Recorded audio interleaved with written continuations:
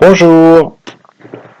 Je vous remercie beaucoup de vos questions et il y a eu quelques questions qui ont, suite au test, pour tous ceux qui ont fait le test de symptômes aux métaux lourds, le test gratuit pour détecter votre niveau, mesurer votre niveau d'intoxication aux métaux lourds, eh bien j'ai eu beaucoup de questions qui sont revenues plusieurs fois.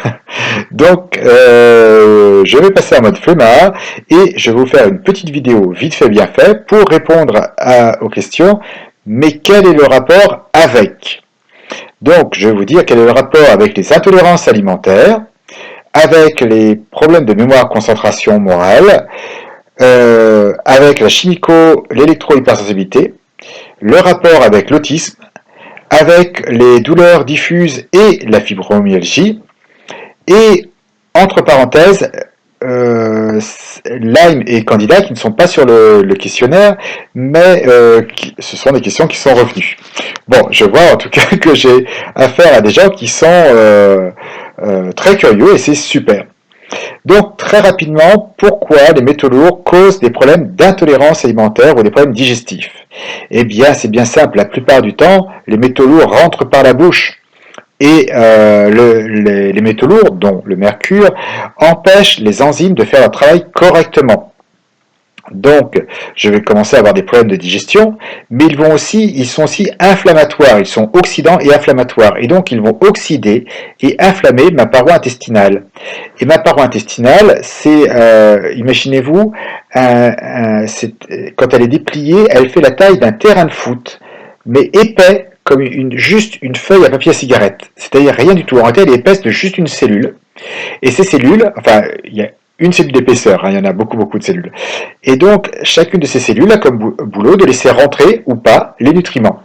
Sauf que, sous l'effet de l'inflammation, ces cellules, au lieu d'être bien jointes, elles sont jointes bien carrées pour créer un mur infranchissable.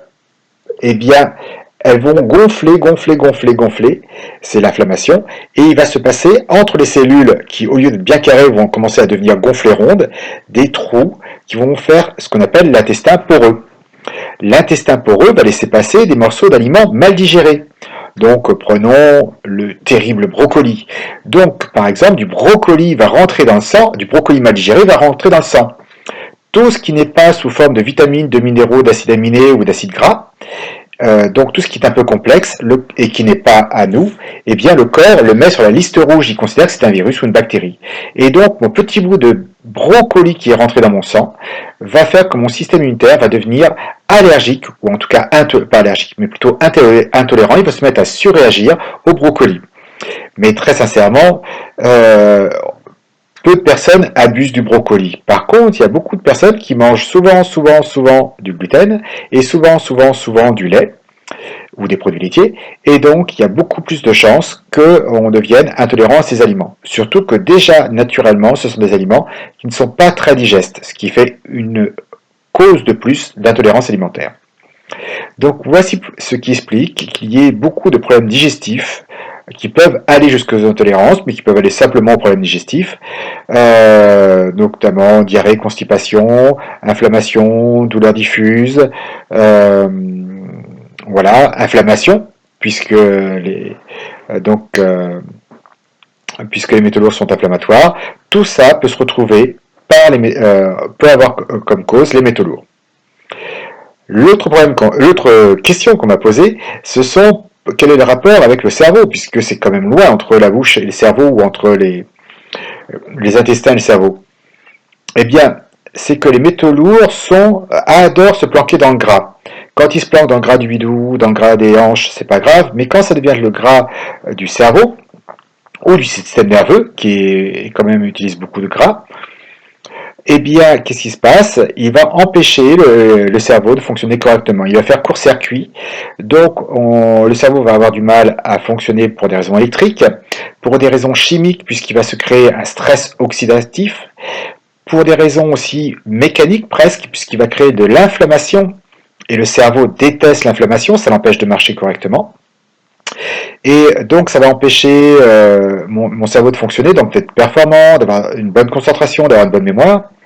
Mais en plus c'est anxiogène, donc ça peut avoir un impact très net sur le moral, hormis que mon cerveau n'arrive plus à réguler la gestion du moral, eh bien, il peut aussi avoir une sensation d'inquiétude, puisque le cerveau, il se dit, je ne comprends pas pourquoi je ne marche pas. Et c'est naturellement anxiogène. Donc, ça peut créer une anxiété de fond qui peut être à la fin naturellement stressante en quelque sorte.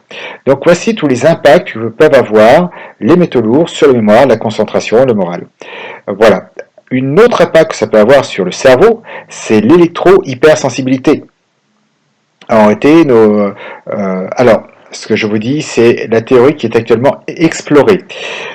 Que nos cerveaux utilisent beaucoup de métaux, notamment par exemple ils aiment bien le fer qui sert à transporter l'oxygène, mais ils ont aussi d'autres métaux qui nous permettent par exemple de détecter les champs électriques, magnétiques. Pardon. Alors les pigeons l'utilisent beaucoup, nous l'être humain on l'utilise beaucoup moins, mais on est équipé de ces mêmes capteurs. Donc ils nous embêtent habituellement pas trop. Sauf que quand je rajoute des métaux lourds, eh bien il va se créer des antennes, un peu comme quand vous rajoutiez du papier aluminium sur l'antenne de votre radio ou de votre poste télé portatif. Eh bien, en agrandissant avec un morceau de fer ou un morceau de papier aluminium, par exemple, eh bien, ça faisait antenne. Eh bien, il se pourrait bien que les métaux lourds, en squattant le cerveau, aient un effet amplificateur d'ondes. Voilà, sachant que en plus, au niveau du passage sanguin, il y a quand même des communications entre le cerveau et la bouche, donc il y a quand même une proximité et il peut y avoir une contamination, sachant que la plupart des électrosensibles sentent une amélioration quand ils enlèvent les amalgames. Il y a un autre problème qu'on peut rencontrer avec les métaux lourds, c'est la chimico-sensibilité.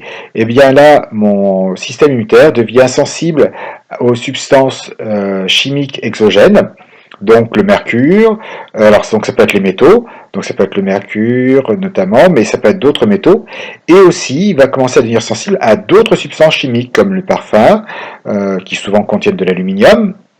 Et oui, c'est un excellent conservateur. Voilà, et un certain nombre de produits chimiques qui nous font surréagir. Donc les métaux lourds peuvent provoquer aussi une espèce d'allergie, d'intolérance aux produits chimiques. Et qui est incroyablement sensible, hein, qui est plus sensible que le nez de la personne. C'est-à-dire que certains chimico-sensibles rentrent dans une pièce, ils ont une migraine sans même sentir l'odeur de la peinture neuve, parce que leur réaction est très très forte, au-delà de la sensibilité de leur propre odorat. L'autre problème que pourrait créer, alors quand je dis que pourrait, hein, il y a une grosse suspicion, qu'il y a un lien entre les intoxications aux métaux lourds de la mère et l'autisme chez l'enfant. Voilà, chez les enfants autistes, on retrouve une grande concentration de métaux lourds, notamment de mercure, qui, comme je le disais tout à l'heure,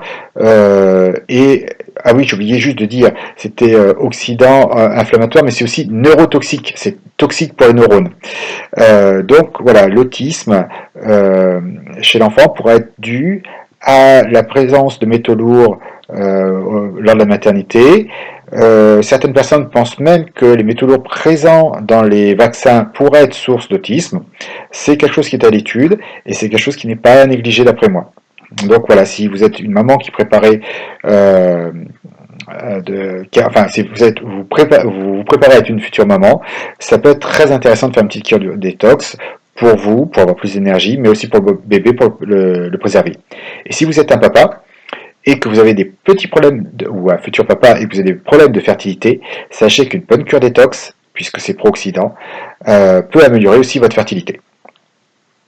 Ensuite, nous avons un problème, c'est les douleurs un peu diffuses. Donc nous avons la fibromyalgie, donc là c'est vraiment très très lourd, mais très très souvent on retrouve des douleurs au niveau des endroits où il y a beaucoup d'entrées au système nerveux. Donc ça va être les plaques des extrémités des membres, les plaques dorsales, où on a plein de petits nerfs qui arrivent et les métaux lourds essayent de rentrer par l'endroit où débouchent les nerfs. C'est-à-dire les nerfs, il y a une gaine de myéline qui est relativement bien protectrice, et le métaux lourd va essayer de rentrer par l'extrémité pour remonter le système nerveux. Et donc on se trouve avec une irritation particulièrement de ces points-là. Donc cela expliquerait les douleurs diffuses, notamment aux extrémités, les visages aussi, le dos. Ce sont voilà les principaux endroits où, les endroits qui peuvent être gênés par les métaux lourds. Sachant que si j'ai beaucoup de métaux lourds, ça me crée une inflammation globale, et inflammation, qui dit inflammation, dit sensibilité à la douleur. Donc ça peut aller jusqu'aux articulations et à d'autres parties, mais dans ce cas-là, il y a d'autres problèmes, notamment les premiers problèmes d'intolérance alimentaire plus inflammation générale à cause des métaux lourds me rend hypersensible et je peux avoir des problèmes d'inflammation aux articulations par exemple ou aux muscles. Voilà. J'ai oublié aussi les problèmes d'élimination, des problèmes de peau. Des fois, la peau peut essayer de se faire le relais du foie, puisque si le foie n'arrive pas à travailler, les métaux lourds vont être éliminés par la peau. Et ça se mesure, notamment les personnes qui font le LigoScan voient que lorsqu'ils commencent le protocole, en général, ils ont plus de métaux lourds dans la peau que quand ils ont commencé le protocole. Ça veut dire qu'en réalité, le LigoScan est en train de... enfin, pas le LigoScan, pardon. Les métaux lourds sont en train d'enlever les métaux lourds par toutes les voies possibles. Donc le foie, les reins, mais aussi la peau. Donc, si ma peau est sensible, cela peut donner des réactions cutanées qui peuvent être plus ou moins notables. Enfin, on parle souvent de Lyme et du candidat albicans. Eh bien, ce sont à la fois deux opportunistes, mais aussi deux copains. Alors, pas copains Lyme et candidat, bien pour les retrouver souvent ensemble, c'est qu'en réalité, alors, et surtout pour le candidat va lui servir de réserve à métaux lourds. Le corps en réalité va laisser le candidat se développer parce que les champignons adorent stocker les métaux lourds et si c'est planqué dans les métaux lourds, c'est mieux que si c'est planqué dans mon corps. Évidemment, le candidat est dans mon corps. Ce qui fait que essayer de tuer le candidat avant d'avoir éliminé les métaux lourds, c'est rarement une bonne idée. Lyme, lui, va plutôt être un opportuniste et qui va profiter de la faiblesse du système immunitaire causée par les métaux lourds. Et effectivement, les métaux lourds causent aussi une faiblesse immunitaire, puisqu'ils créent une oxydation générale, et donc un stress oxydatif général. Il fait surtravailler le système immunitaire, mais à perte, puisque le système immunitaire n'arrive jamais à tuer les métaux lourds. Donc, les métaux lourds le système immunitaire est un peu mobilisé contre les métaux qui Le système immunitaire est mobilisé contre les métaux qui circulent, donc Lyme en profite pour entrer et pour aller se planquer. D'autant plus que certains symptômes sont assez proches, mais voilà, quand quelqu'un a Lyme, quand quelqu'un a la candidose, je leur dis, concentrons-nous d'abord sur les métaux lourds, et si c'est pas suffisant, on attaquera Lyme, et le candidat, on attendra d'aller mieux avant de le traiter. Voilà, parce que le candidat, tant que vous avez des métaux lourds, c'est un bon copain. Voilà, c'était les rapports entre le métaux lourd et l'intolérance alimentaire, mémoire, concentration, morale, la chimico-sensibilité, l'électro-hypersensibilité, l'autisme, la fibromyalgie, Lyme et le candidat. Voilà, c'était un petit complément, mais j'espère que ça vous éclairera. Voilà, si vous souffrez de ces pathologies, si vous avez fait le test et que les notes sont assez élevées, je vous invite à faire mon protocole. Voilà, je vous dis à très bientôt. Au revoir.